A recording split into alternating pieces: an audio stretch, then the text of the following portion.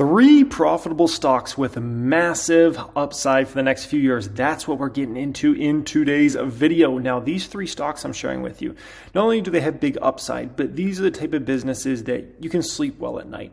And you can actually buy the dip in these and not have to worry about them going out of business. You don't have to worry about them not being profitable. They're not edge type companies. An edge type company is one that is profitable, but if there's an economic downturn, they actually switch to losing money on their bottom line. For these three companies I'm sharing with you here today, it doesn't matter what happens. Bad economy, good economy, great economy, they're profitable. And with these particular companies, obviously they're going to benefit more if it's a good economy. But regardless what happens in 2023, because I know that's a worry, what happens in the economy, these are very profitable companies that are cash flowing, and you can feel comfortable holding those stocks and building out a very nice size position over the next year. So yeah, I hope you guys get some good value out of this. We're going to go into the financial statements behind these companies, a lot of good stuff. So yeah, definitely took me some time to kind of prep this one out and get into this one. And also let me know in the comment section if you guys own any of these three stocks. It was going to be 5 stocks, but I'll be honest, the prep took a while for this beast. And so it ended up being 3 stocks. So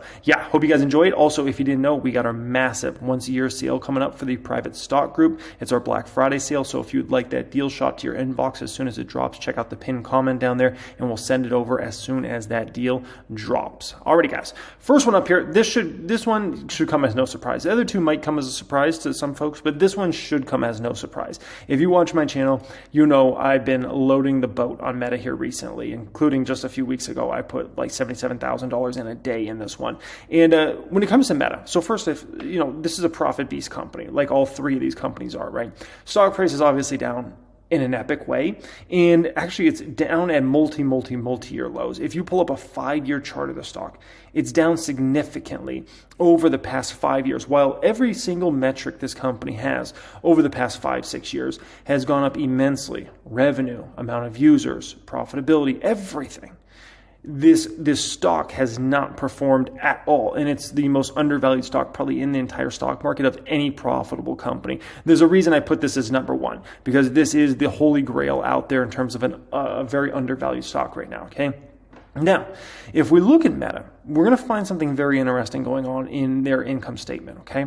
And basically, this is a year of kind of like non-growth for the company. Your revenue is kind of flatlined. Now, do not expect that moving forward, but this year it's been like that for a whole host of reasons, including ridiculous comps they had to comp against year over year, plus iOS changes, in regards to tracking of data and things like that. There's a million different reasons why Meta's basically has flat revenue year over year. That's not going to be the story moving forward. But nonetheless, that has been this year, okay? But while that's happened, you've had research and development has gone up immensely. I mean, we're looking at $8 billion there. $8 billion up year over year on research and development. Look at marketing and sales, up $1 billion. And look at general administrative, up over $2 billion. So it's clear that Meta has to make some decisions here, right? Because the bottom line is, even though Meta is expecting to get back to nice growth in 2023, the bottom line is this year, growth is flatlined while your expenses have gone up immensely. That's not sustainable, obviously, as a business, and you have to make some moves there, right? And obviously, the earnings per share has dropped in a significant way this year, from $10.27 through the first 9 months last year to $6.86. So nonetheless, revenue flatlined, expenses went to the moon, EPS dropped in a massive way, net income dropped in a massive way, right? 29 billion to 18 billion there. That's an epic drop, right? Now, why is this? Well, if you dig a little deeper, you can find why this is.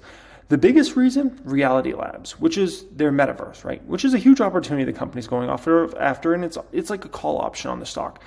The metaverse could be 100% a flop.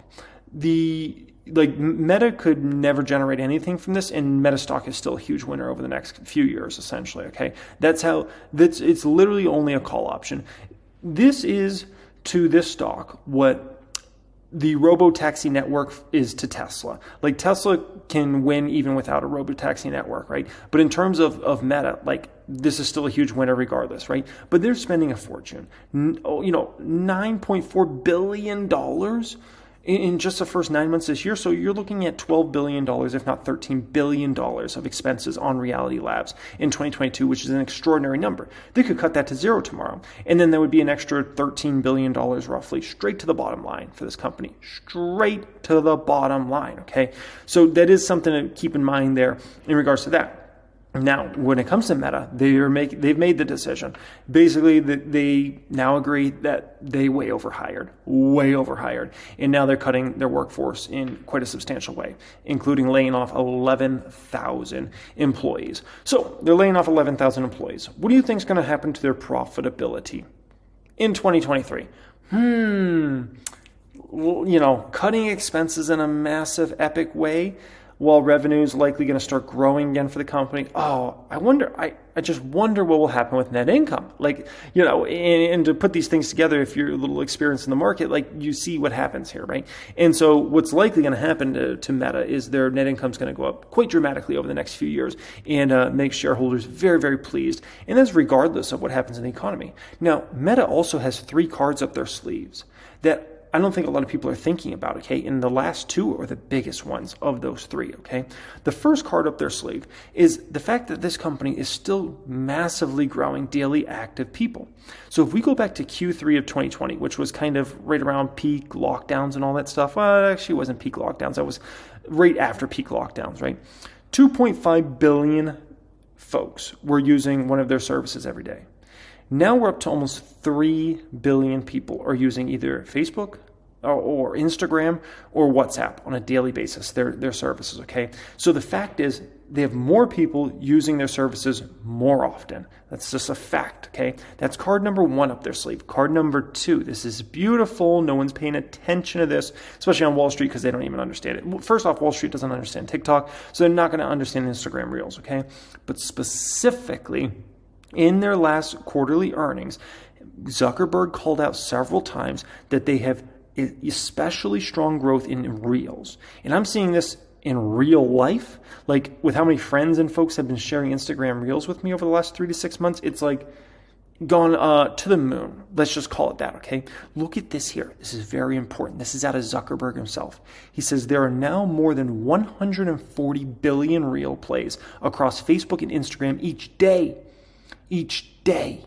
That's a 50% increase from 6 months ago. 50%, okay? So their Reels business is taking off in a massive way.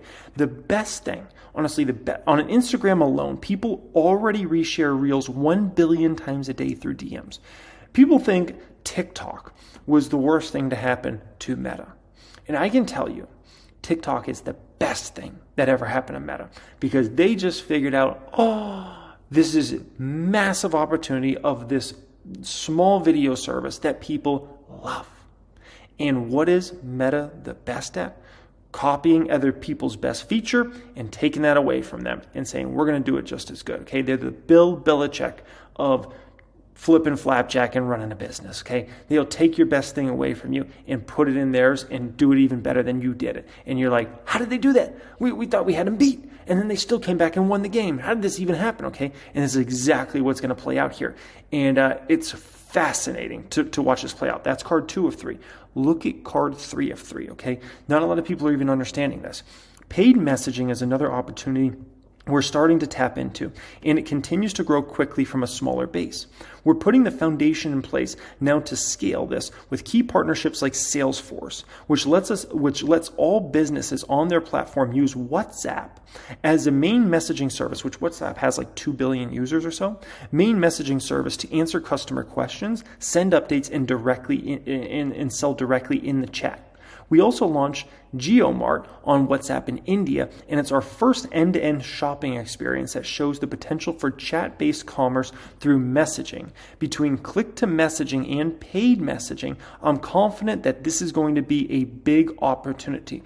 So you got to understand, the thing everybody's got to understand about WhatsApp is, although that's one of the biggest, most popular things in the world, in terms of a revenue opportunity from Meta, they've hardly tapped that baby. They've hardly tapped that baby.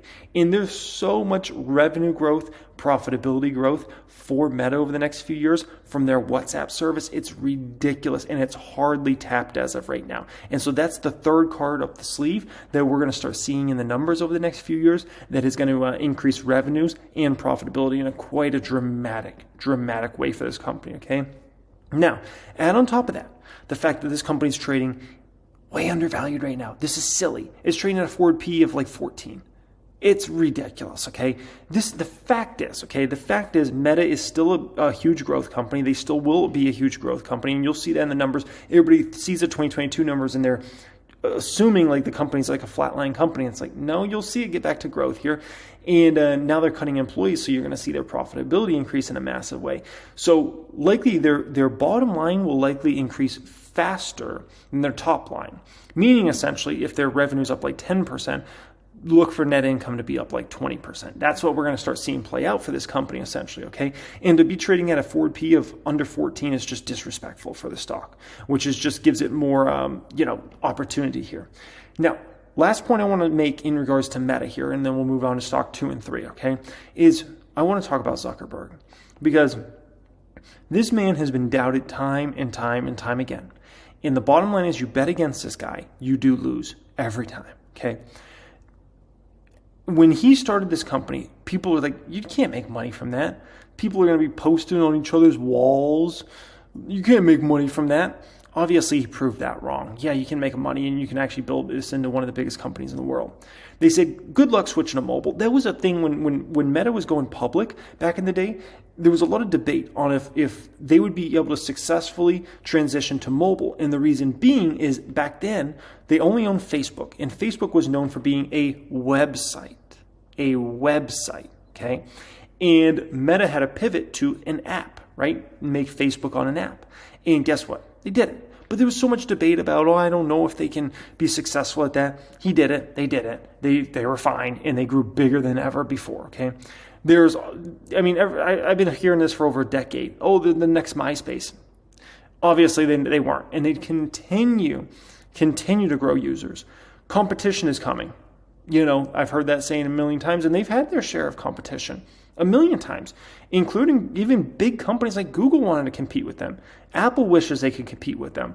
But at the end of the day, when it comes to this, the ones that stand the best chance in terms of competition are something like a new service that no one ever saw coming, like a Snapchat, like a TikTok, things like that. But at the end of the day, like I spoke about before, this company just understands how to take somebody's best feature and integrate it into their service, and all of a sudden, that kind of kills the whole vibe of that other service out there, okay? $1 billion they spent on Instagram, and there were folks saying that was a bubble price, and now Instagram's likely worth $100 billion plus. So they doubted Zuckerberg's ability to make that deal and said it was a bubble, and no, it wasn't a bubble. Then they said $19 billion for WhatsApp was a bubble. That proved wrong as well, right? Then they said you can't get profitable because for a long time Meta was losing big money. Obviously, they got profitable in one of the most profitable companies we've ever seen. Then they said Vine will be a problem for y'all. Well, Vine ended up going under, literally went under, right? And then many years later it was rehatched as essentially TikTok. But yeah, it certainly back then it wasn't a problem, right? Then they said Snapchat will be a problem for you. And it was a problem for a bit. And, there was a lot of people, like Snapchat had the hype. And then basically Meta took their best feature, which was the stories feature, and integrated into their services.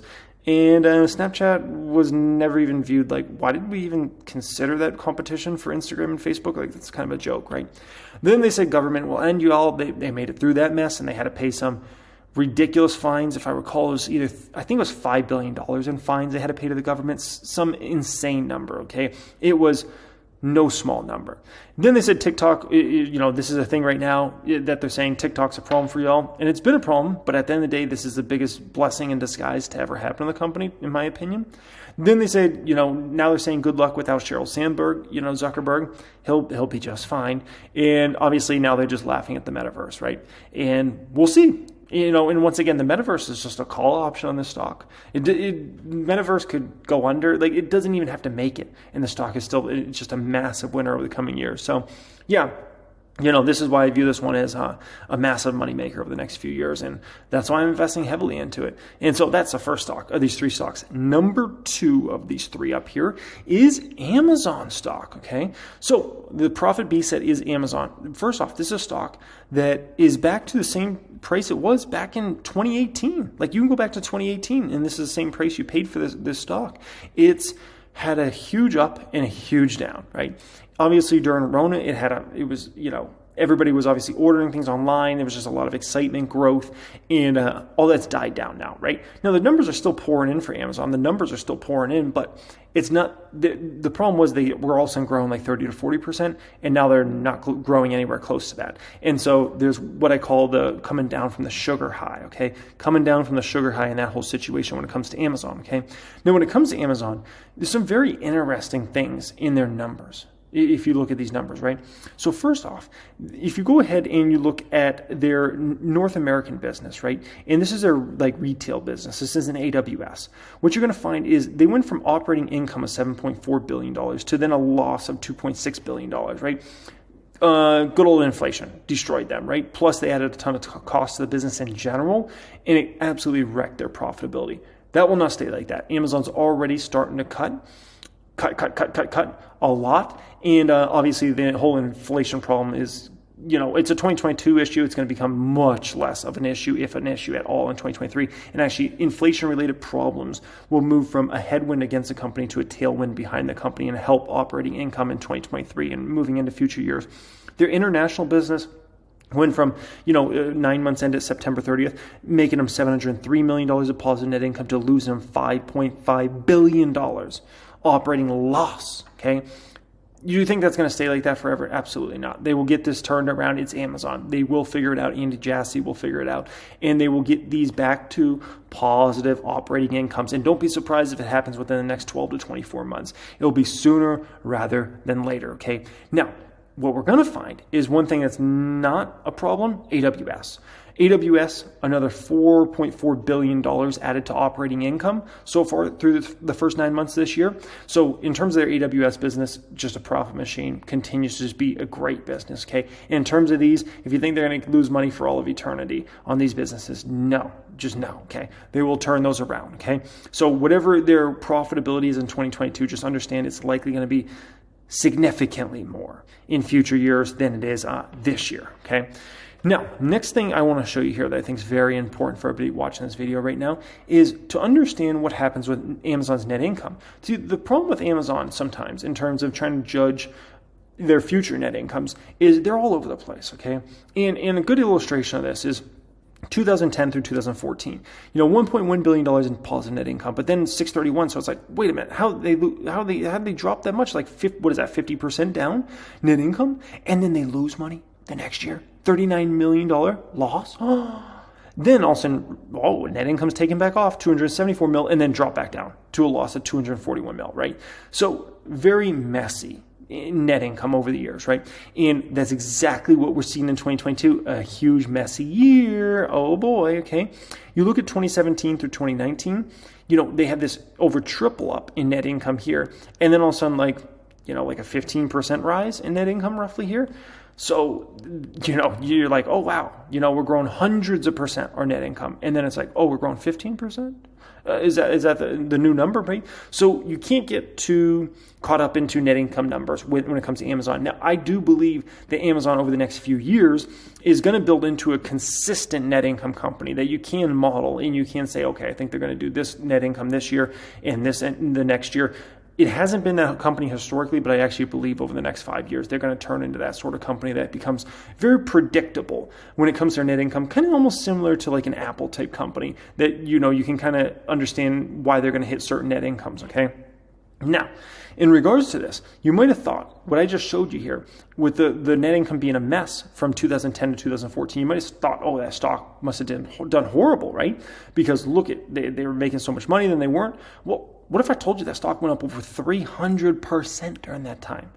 While that debacle of net income was going on, the stock price went up over 300%. So just because their net income is lumpy doesn't mean the stock price can't see some unbelievable appreciation over time, okay? Now, also, they're cutting. right? Amazon's now laying off 10,000 workers. So this is something that's going to be very interesting because obviously if you look at Amazon's business, they're going to bring down costs likely in a pretty significant way in terms of their retail business, in my opinion, in obviously 2023 versus this year. And so they'll get those operating losses like cut down in a significant way, and then they'll get those back to operating incomes, which will be beautiful. And it'll be beautiful for the profitability of the company because then you'll have everything clicking on all cylinders again, kind of like 2021, where you had the retail business kicking in big profits and simultaneously you had AWS kicking in big profits, okay? Now, Andy Jassy's taken over this company over the past year. And, obviously with Jeff Bezos stepping down and whatnot.